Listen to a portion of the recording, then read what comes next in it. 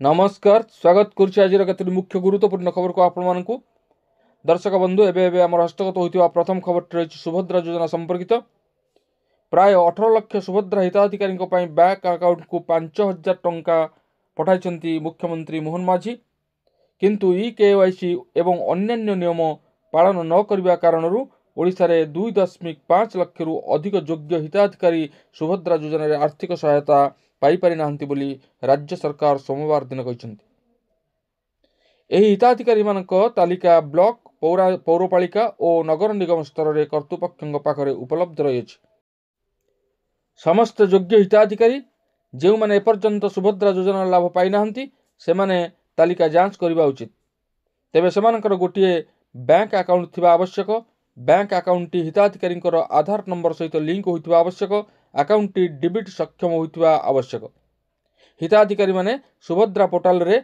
Biometric पद्धति माध्यम रे सेमानकर ई-केवाईसी करथिबा आवश्यक प्रथम 3टी कार्य समाप्त करबा पई आवेदनकारी मानकु सेमानकर बैंक को जीवा को परामर्श दिया जायछि जेतेबेले चतुर्थ पर्याय जनसेवा केंद्र किंबा मो सेवा केंद्र रे करा जाय परिबो बोली WNDCD विभाग कहिछि आवेदनकारी माने एही 4टी कार्य पूर्ण करी आवश्यकता पूर्ण करिबा परे से माने मार्च 8 पूर्व सुभद्रा योजनार प्रथम किस्ती पाइबे बोली कहा जायछि। परवर्ती खबर रही राज्य में कमिब शीत बढ़ रातिर तापमात्रा आसंता 2 दिन में राति रे पारद आउ 2 रु 3 डिग्री बढ़ यापर पुणी 3 डिग्री खसब सोमवार 4 सहर में दिन तापमात्रा 35 डिग्री टपिछि अधिकांश स्थान में राति बेला पारद भी उपरमुहा होउछि पारादीप रे 20.4 और पुरी रे 22.6 डिग्री सेल्सियस रही तापमात्रा झारसुगुड़ा दिन तापमात्रा 35.6 डिग्री थिला सुंदरगढ़ रे 35.4 बलांगीर और पारलाखेमुंडी रे 35.2 अनुगुल रे 34.7 सोनपुर 34.5 हीराकुद 34.1 नुआपड़ा 34 भद्रक और ढेंकानाल 33.8 नवरंगपुर रे 33.5 डिग्री तापमात्रा रेकर्ड होइछि पश्चिम तथा आभ्यंतरीण ओडिशा रे रातिर तापमात्रा केतेक स्थान 10 डिग्री तले रहिछि।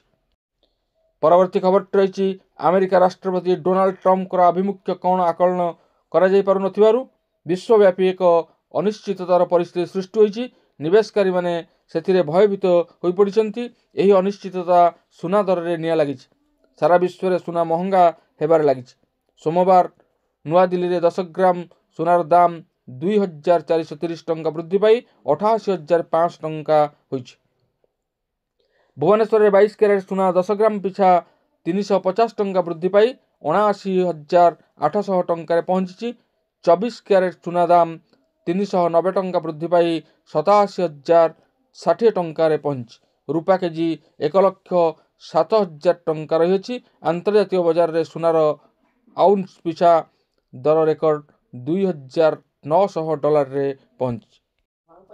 परवर्ती खबर रही लाटिन अमेरिका रे घटी मर्मन्तुद दुर्घटना एक यात्रीवाही बस भारसाम्य हराई 115 फुट घाटी को खसी पड़ी यही दुर्घटना प्राय 55 जनकर मृत्यु होता बेले अनेक गुरुतर भाव में आहत होती अग्निशम बाहिनी घटनास्थल में पहुंची आहत मान उद्धार कर निकटस्थ हस्पिटाल भर्ती कर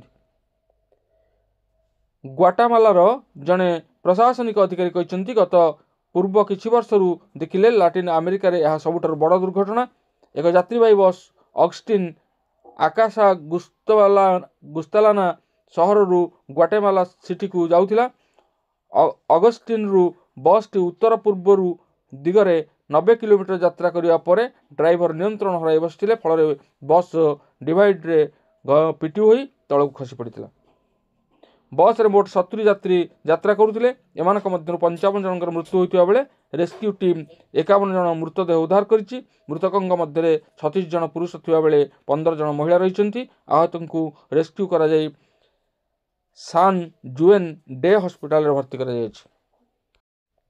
परवर्ती खबर रही राज्य रे कार्यकारी होउथिबा ममता योजना सहित प्रधानमंत्री मातृवंदना योजना मिलित भाव में कार्यकारी करा जिवो एथिरे कन्या संतान जन्म पाई गर्भवती मानकु वर्षकु अधिक 2,000 टंका प्रदान करा जिवो गर्भवती प्रसूति महिला मानक उत्तम स्वास्थ्य तथा कन्या संतान जन्म को प्रोत्साहित करने मुख्यमंत्री मोहन चरण माझी यही निष्पत्ति ग्रहण कर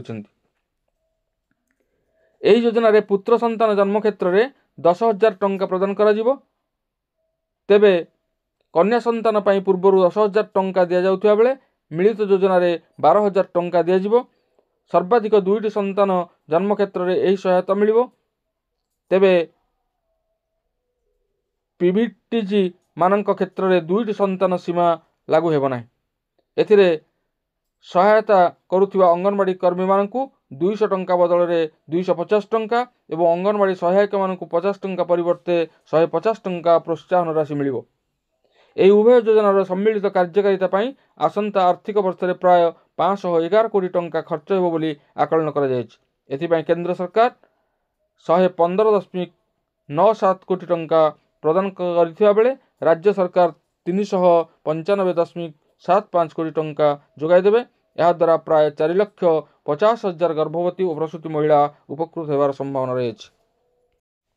ପରବର୍ତ୍ତୀ ଖବରଟି ରହିଛି, ଭୋଟ ବ୍ୟାଙ୍କ ପାଇଁ 5T ସ୍କୁଲର ପରିକଳ୍ପନା ହୋଇଥିଲା। ଶିକ୍ଷା ବ୍ୟବସ୍ଥାକୁ ନେଇ ପୂର୍ବ ସରକାରଙ୍କୁ କଡ଼ା ସମାଲୋଚନା କରିଛନ୍ତି ମୁଖ୍ୟମନ୍ତ୍ରୀ ମୋହନ ଚରଣ ମାଝୀ। କେବଳ ହାଇସ୍କୁଲ ପାଇଁ 5T କାହିଁକି? ପ୍ରାଥମିକ ବିଦ୍ୟାଳୟଗୁଡ଼ିକୁ 5Tରେ ସାମିଲ ହେଲାନି କାହିଁକି? ରାଣୀହାଟ ହାଇସ୍କୁଲ ଶତବାର୍ଷିକ ଅବସରରେ ଏହା ପ୍ରଶ୍ନ କରିଛନ୍ତି ମୁଖ୍ୟମନ୍ତ୍ରୀ। ଆଗକୁ ଶିକ୍ଷକ ନିଯୁକ୍ତି ଅଧିକ ଗୁରୁତ୍ୱ ଦିଆଯିବ। ହାଇସ୍କୁଲ ପିଲାଙ୍କୁ ମଧ୍ୟାହ୍ନ ଭୋଜନ ମିଳିବ। ନବମ ଓ ଦଶମ ଶ୍ରେଣୀ ଛାତ୍ରଛାତ୍ରୀମାନଙ୍କୁ ମଧ୍ୟାହ୍ନ ଭୋଜନ ମିଳିବ। ରାଜ୍ୟର 700 ସ୍କୁଲ ବିଦ୍ୟାଳୟରେ ପରିଣତ ହେବ ବୋଲି ମୁଖ୍ୟମନ୍ତ୍ରୀ କହିଛନ୍ତି। ରାଣୀହାଟ ହାଇସ୍କୁଲ ହେବ ଐତିହାସିକ ବିଦ୍ୟାଳୟ। ରାଣୀହାଟ ହାଇସ୍କୁଲ 6 କୋଟି ଟଙ୍କାର ଅନୁଦାନ ମିଳିବ। ମୁଖ୍ୟମନ୍ତ୍ରୀ ପାଣ୍ଠିରୁ 2 କୋଟି ଟଙ୍କା ମିଳିବ। ଶତବାର୍ଷିକ ଉତ୍ସବରେ ଯୋଗଦେଇ ଘୋଷଣା କରିଛନ୍ତି ମୁଖ୍ୟମନ୍ତ୍ରୀ ମୋହନ ଚରଣ ମାଝୀ। ପରବର୍ତ୍ତୀ ଖବରଟି ରହିଛି, ଓଡ଼ିଶାରେ ଛାଡ଼ପତ୍ର ସଂଖ୍ୟାକୁ ରୋକିବା ଉଦ୍ଦେଶ୍ୟରେ ଦମ୍ପତିଙ୍କ ପାଇଁ ବୈବାହିକ ପରାମର୍ଶ ଦେବା ପାଇଁ ରାଜ୍ୟ ସରକାର ନିଷ୍ପତ୍ତି ନେଇଛନ୍ତି। ଉପମୁଖ୍ୟମନ୍ତ୍ରୀ ପ୍ରଭାତୀ ପରିଡ଼ା ମଙ୍ଗଳବାର ଏହି ସୂଚନା ଦେଇଛନ୍ତି। ଏହି ସମସ୍ୟାର ସମାଧାନ ପାଇଁ ସରକାର ଖୁବ୍ ଶୀଘ୍ର ମାନସିକ ସ୍ୱାସ୍ଥ୍ୟ ପରାମର୍ଶ କେନ୍ଦ୍ର ପ୍ରତିଷ୍ଠା କରିବେ। ଏହି କେନ୍ଦ୍ରଗୁଡ଼ିକର ନାମ ମା'ର ଛାତ କିମ୍ବା ମାତୃକୋଟ ହେବ ଏବଂ ଛାଡ଼ପତ୍ରକୁ ରୋକିବା ଦିଗରେ କାର୍ଯ୍ୟ କରିବା ସହିତ ମାନସିକ ସୁସ୍ଥତା ଉପରେ ଧ୍ୟାନ ଦେବ ବୋଲି ପ୍ରଭାତୀ କହିଛନ୍ତି। ପରାମର୍ଶ କେନ୍ଦ୍ର ଦମ୍ପତିଙ୍କୁ ବିବାହକୁ ଭଲ ଭାବରେ ବୁଝାଇବାରେ ସାହାଯ୍ୟ କରିବେ ଏବଂ ସେମାନଙ୍କୁ ଦାମ୍ପତ୍ୟ ଜୀବନ ପାଇଁ ପ୍ରସ୍ତୁତ କରିବେ। ସୁସ୍ଥ ସମ୍ପର୍କକୁ ପ୍ରୋତ୍ସାହିତ କରିବା ଏବଂ ବୈବାହିକ ପୃଥକତାର ଭାବପ୍ରବଣ ତଥା ସାମାଜିକ ପ୍ରଭାବକୁ ହ୍ରାସ କରିବା ଏହି ପଦକ୍ଷେପର ଲକ୍ଷ୍ୟ ରହିଛି। ଏ ଥିଲା ଆଜିର କେତୋଟି ମୁଖ୍ୟ ଗୁରୁତ୍ୱପୂର୍ଣ୍ଣ ଖବର। ଆଜି ପାଇଁ ଏତିକି। ପୁଣି ଦେଖା ହେବା ଆଗାମୀ ଭିଡ଼ିଓରେ। ରହୁଛି। ଧନ୍ୟବାଦ। ନମସ୍କାର।